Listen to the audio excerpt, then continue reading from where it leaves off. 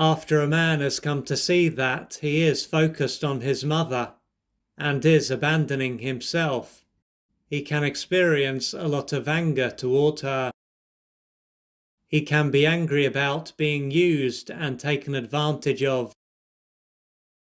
To make matters worse, if he were to talk to her about what was going on, she might not listen to what he had to say and could even criticize him.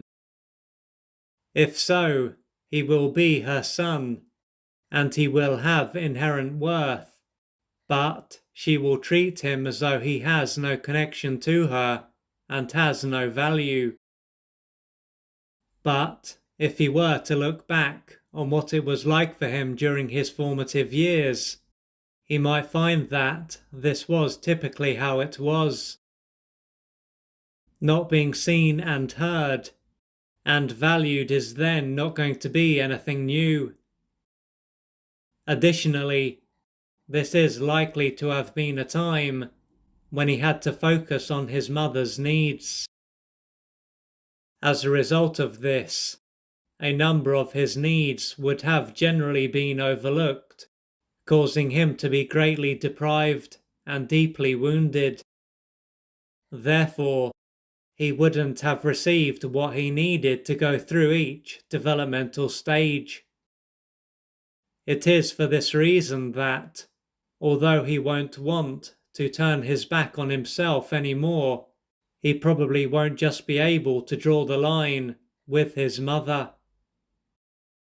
What he is likely to find is that he still has the need to be there for her, and if he does change his behavior, he feels anxious and fearful.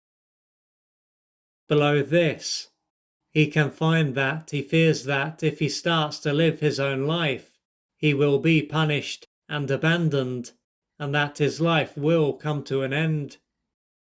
Moreover, he can find that while he wants to break away from his mother, he is unsure about what he wants to do and how to live his own life. What will play a big part in this is that, as he had to focus on his mother's needs, he would have lost touch with his feelings and a number of his own needs.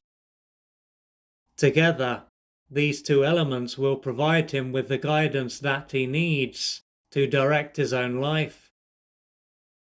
By not having access to this inner information, it is to be expected that he would feel lost and confused if he was not there for his mother. With this in mind, if his mother had been able to truly be there for him and not mold him into a parental figure, he would be different. The anger, rage, and even hate that he feels as an adult are likely to be a continuation of how he felt as a child. Back then, as it wouldn't have been safe for him to express these feelings, he would have had to lose touch with them.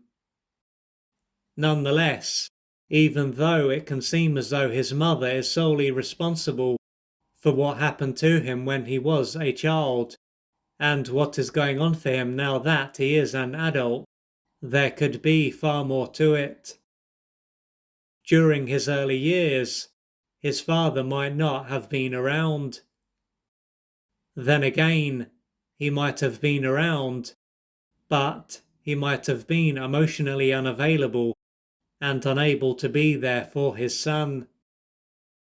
Assuming that this was the case, his father might have been walked over and dominated by his mother.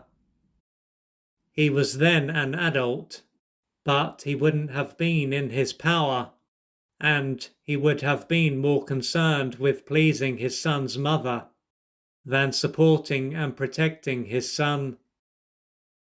What this is likely to show is that his father had a fear of being abandoned and feared that if he asserted himself and stood up for his son, he would have been left.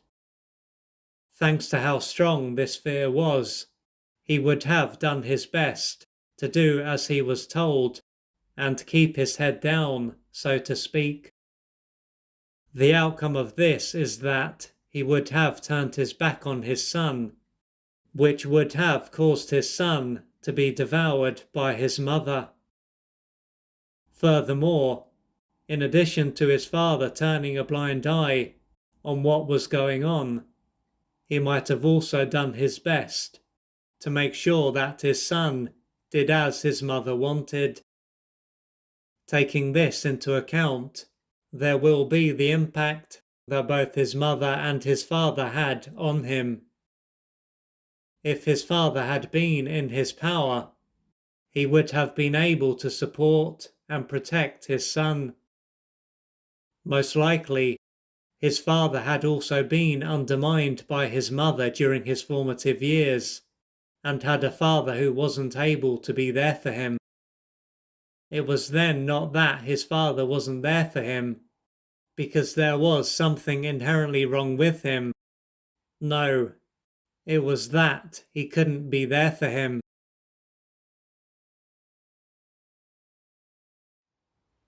If you would like to find out more about the services that I offer, please go to www.oliverjrcooper.co.uk or email me at info@oliverjrcooper.co.uk, and I'm looking forward to assisting you on your journey.